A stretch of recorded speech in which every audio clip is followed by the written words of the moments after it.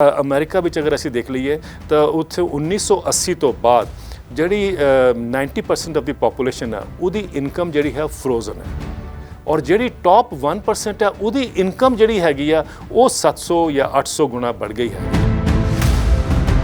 ਵੀ ਤੇ ਹੋਈ ਕਿ ਮਾਲੀਡਾਨੀ ਅਮੀਰ ਹੋ ਰਹੇ ਨੇ ਆਪਣੇ ਆਮ ਲੋਕ ਇੰਡੀਆ ਵਿੱਚ ਦੇਖੋ ਆਕਸਫੈਮ ਕਹਿੰਦਾ ਹੈਗਾ ਕਿ ਬਈ ਟੌਪ 1% ਦੀ ਜਿਹੜੀ ਸਾਡੀ ਵੈਲਥ ਹੈਗੀ ਹੈ ਉਹ ਜਿਹੜੇ ਬਾਕੀ 73% ਹਿੰਦੁਸਤਾਨ ਦੇ ਉਹਨਾਂ ਤੋਂ 4 ਗੁਣਾ ਜ਼ਿਆਦਾ ਵੈਲਥ ਹੈ। ਮਤਲਬ ਜਿਹੜੇ ਆਮ ਜਨਤਾ ਹੈ ਉਹ ਤੋਂ ਉਹਦੀ ਵੈਲਥ ਤੋਂ ਵੀ 4 ਗੁਣਾ ਜ਼ਿਆਦਾ 1% ਕੋਲ ਹੈਗੀ ਹੈ। ਸੋ ਇਹ ਜਿਹੜੀ ਇਨਇਕੁਐਲਿਟੀ ਹੈਗੀ ਹੈ ਆਈ think it is making people rethink. ਜੇ ਇਹੀ ਕਿਸਾਨ ਜਿਹੜਾ ਕਿ 50% ਹੈ ਹਿੰਦੁਸਤਾਨ ਦੀ ਪੋਪੂਲੇਸ਼ਨ ਦਾ, ਤੁਸੀਂ ਇਮੈਜਿਨ ਕਰੋ ਕਿ ਇਹਦੇ ਹੱਥ ਵਿੱਚ ਅਗਰ ਇਕਨੋਮਿਕ ਉਹਨਾਂ ਦੇ ਵੈਲਥ ਆਏਗੀ ਜਾਂ ਇਕਨੋਮਿਕ ਗਰੋਥ ਉਹਨਾਂ ਦੀ ਹੋਏਗੀ ਇਨ ਦ ਸੈਂਸ ਕਿ ਉਹਨਾਂ ਦੀ ਇਨਕਮ बढ़ेगी, ਤੁਸੀਂ ਦੇਖੋ ਕਿ ਸਬਕਾ ਸਾਥ ਸਬਕਾ ਵਿਕਾਸ ਨੂੰ ਅਚੀਵ ਕਰਨ ਦਾ ਹੋਰ ਕੋਈ ਤਰੀਕਾ ਹੀ ਨਹੀਂ ਹੈ। ਉਹ ਖੇਤੀ 'ਚੋਂ ਹੀ ਹੋ ਕੇ ਜਾਂਦਾ ਹੈਗਾ। ਇਸ ਤਰੀਕੇ ਨਾਲ ਦੁਨੀਆ 'ਚ ਵੀ ਦੇਖੀਏ ਉਹ ਖੇਤੀ 'ਚੋਂ ਹੋ ਕੇ ਜਾਂਦਾ ਹੈਗਾ।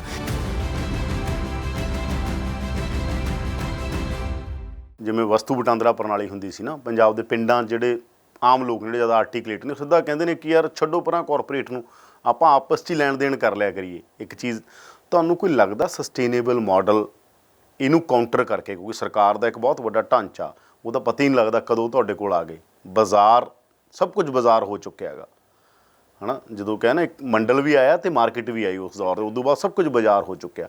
ਤੁਹਾਨੂੰ ਲੱਗਦਾ ਕੋਈ ਸਸਟੇਨੇਬਲ ਮਾਡਲ ਲੋਕਾਂ ਦੇ ਪੱਧਰ ਦੇ ਉੱਤੇ ਖੜ ਸਕਦਾ, ਯਾਨੀ ਸਰਕਾਰ ਨੂੰ ਬਾਹਰ ਕਰ ਦੇਣ, ਕਾਰਪੋਰੇਟ ਨੂੰ ਬਾਹਰ ਕਰ ਦੇਣ?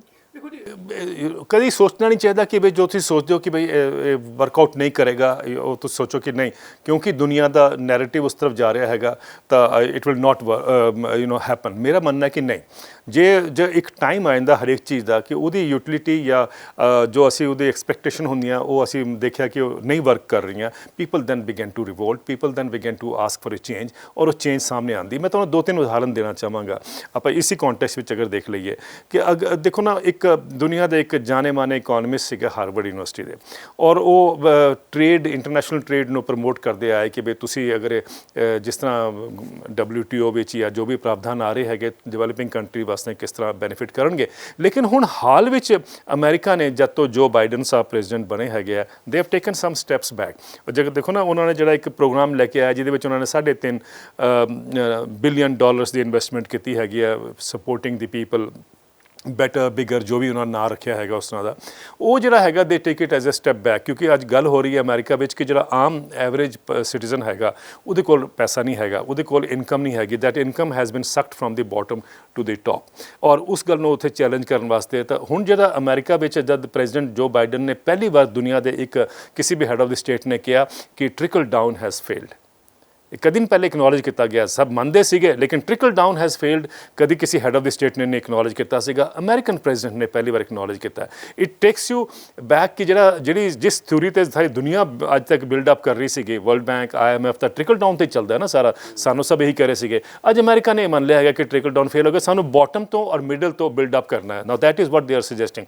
ਆਈ ਐਮ ਸ਼ੋਰ ਡਿਵੈਲਪਿੰਗ ਕੰਟਰੀਜ਼ ਵੀ ਉਹਨੂੰ ਫੋਲੋ ਕਰਨਗੀਆਂ। ਜਿਸ ਇਕੋਨੋਮਿਸਟ ਦੀ ਮੈਂ ਗੱਲ ਦੱਸ ਰਿਹਾ ਸੀ ਤੁਹਾਨੂੰ ਹਾਰਵਰਡ ਦੇ, ਉਹ ਸਾਨੂੰ ਕਹਿ ਰਹੇ ਕਿ ਅਮਰੀਕਾ ਤਾਂ ਪਿੱਛੇ ਜਾ ਰਿਹਾ ਹੈਗਾ, ਲੇਕਿਨ ਅਮਰੀਕਾ ਦੀ ਸਿਚੁਏਸ਼ਨ ਡਿਫਰੈਂਟ ਹੈਗੀ ਹੈ। ਸੋ ਡਿਵੈਲਪਿੰਗ ਕੰਟਰੀਜ਼ ਨੂੰ ਕਹਿੰਦੇ ਕਿ ਤੁਸੀਂ ਨਾ ਇਹ ਗਲਤੀ ਕਰਿਓ ਜੋ ਅਮਰੀਕਾ ਕਰ ਰਿਹਾ ਹੈਗਾ, ਕਿਉਂਕਿ ਤੁਹਾਡੀ ਕੰਡੀਸ਼ਨ ਡਿਫਰੈਂਟ ਹੈਗੀਆਂ। ਹੁਣ ਦੇਖੋ ਨਾ, it tells you the hypocrisy ਔਰ ਡਬਲ ਸਟੈਂਡਰਡਸ। ਜਦ ਸਾਡੇ ਤੇ ਫੋਰਸ ਕੀਤੇ ਗਏ ਸੀ, ਚਾਹੇ ਵਾਸ਼ਿੰਗਟਨ ਕੰਸੈਂਸਸ ਸੀਗਾ ਜਾਂ ਮੈਕਰੋ ਇਕਨੋਮਿਕ ਪਾਲਿਸੀਜ਼ ਸੀਗੇ, ਤਾਂ ਸਾਨੂੰ ਕਿਹਾ ਸੀਗਾ ਕਿ ਹੋਰ ਤੁਹਾਡੇ ਕੋਲ ਚਾਰਾ ਨਹੀਂ ਹੈ ਗਰੋਥ ਦਾ।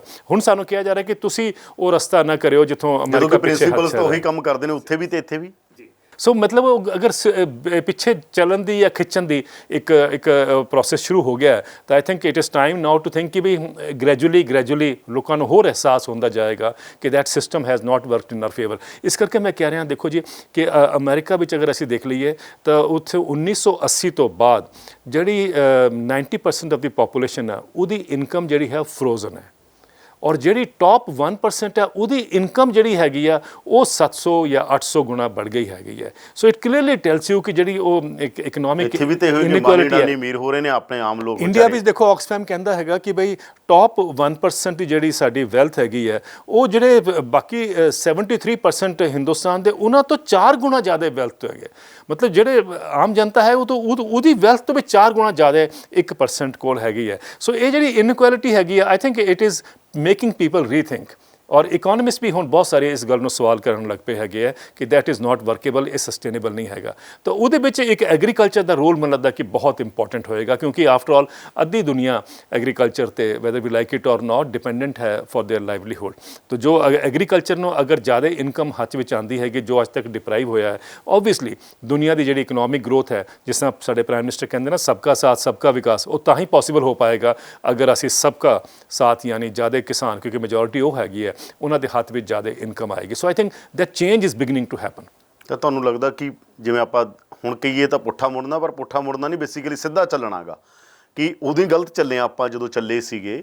ਸੈਂਟਰ ਦੇ ਅੰਦਰ ਐਗਰੀਕਲਚਰ ਹੀ ਹੋਣਾ ਚਾਹੀਦਾ। ਜਿਹੜਾ ਤੁਸੀਂ ਸਰਵਿਸ ਲਿਆਂਦੀ ਕਹੋਗੇ ਜੀ, ਸਰਵਿਸ ਆ, ਮਾਰਕੀਟ ਆ, ਇਕੋਨਮੀ ਦਾ ਜਿਹੜਾ ਕਿਹਾ ਜਾਂਦਾ ਨਾ ਜੀ, ਇਹ ਤਾਂ ਸਰਵਿਸ ਇਕੋਨਮੀ ਹੈ ਜੀ, ਇਹ ਤਾਂ ਇਕੋਨਮੀ ਦੀਆਂ 10 ਚੀਜ਼ਾਂ, ਉਹਦਾ ਧੁਰਾ ਤਾਂ ਐਗਰੀਕਲਚਰ ਸੀ, ਉਹਦੇ 'ਤੇ ਹੀ ਮੁੜਨਾ ਪਊਗਾ। ਇਹ ਬਿਲਕੁਲ ਠੀਕ ਕਹਿ ਰਹੇ ਹੋ। ਦੇਖੋ ਅਗਰ ਤੁਸੀਂ ਦੁਨੀਆ ਦੇ ਪਰਿਪੇਸ਼ ਦੇਖੋ ਜਾਂ ਹਿੰਦੁਸਤਾਨ ਦੇ ਪਰਿਪੇਸ਼ ਦੇਖੋ, ਬੜਾ ਕਲੀਅਰ ਹੈ। ਇਹ ਸਾਡੇ ਕੰਟਰੀ ਵਿੱਚ 1950 ਵਿੱਚ ਤਕਰੀਬਨ 35 ਕਰੋੜ ਦੇ ਆਸ-ਪਾਸ ਸਾਡੀ ਜਨਸੰਖਿਆ ਸੀਗੀ।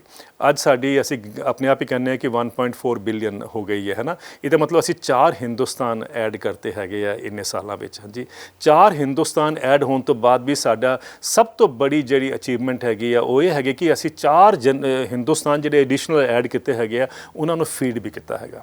आई थिंक फार्मर्स ਦਾ ਰੋਲ ਤੁਸੀਂ ਦੇਖੋ, farmers produced economic wealth for the country, बड़ा क्लियर हो गया।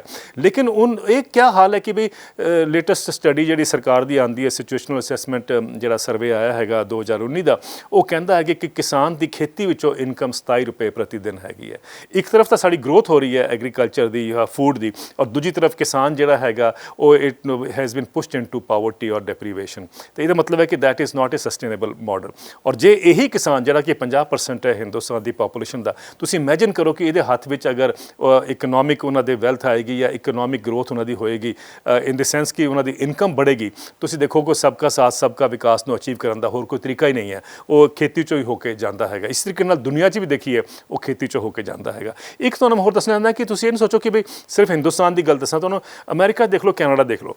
ਕੈਨੇਡਾ ਵਿੱਚ ਇੱਕ ਸਟੱਡੀ ਆਉਂਦੀ ਜਿਹੜੀ ਕਹਿੰਦੀ ਹੈਗੀ ਕਿ 1867 ਵਿੱਚ, 150 ਸਾਲ ਪਹਿਲੇ ਦੀ ਗੱਲ ਕਰ ਰਹੇ ਹਾਂ, ਅਗਰ ਕਣਕ ਦਾ ਭਾਅ ਉੱਥੇ ਕੈਨੇਡਾ ਵਿੱਚ ਉਸ ਸਮੇਂ $30 ਪਰ ਬੁਸ਼ਲ ਸੀਗਾ। ਬੁਸ਼ਲ ਜਿਸ ਤਰ੍ਹਾਂ ਅਸੀਂ ਹਿੰਦੁਸਤਾਨ 'ਚ ਕੁਇੰਟਲ ਕਰਦੇ ਹਾਂ ਨਾ, ਕੁਇੰਟਲ 'ਚ ਨਾਪਦੇ ਹੈਗੇ ਆ, ਕੁਇੰਟਲ ਮਤਲਬ 100 ਕਿਲੋ ਹੋ ਗਿਆ, ਬੁਸ਼ਲ ਮਤਲਬ ਹੈ 27 ਕਿਲੋ। 27 ਕਿਲੋ ਦਾ ਬੁਸ਼ਲ ਦਾ ਜਿਹੜਾ ਪ੍ਰਾਈਸ ਸੀਗਾ ਉਹ $30 ਸੀਗਾ। ਸਰ 2017 ਵਿੱਚ ਉਹ ਘਟ ਕੇ $5 ਆ ਜਾਂਦਾ ਹੈ।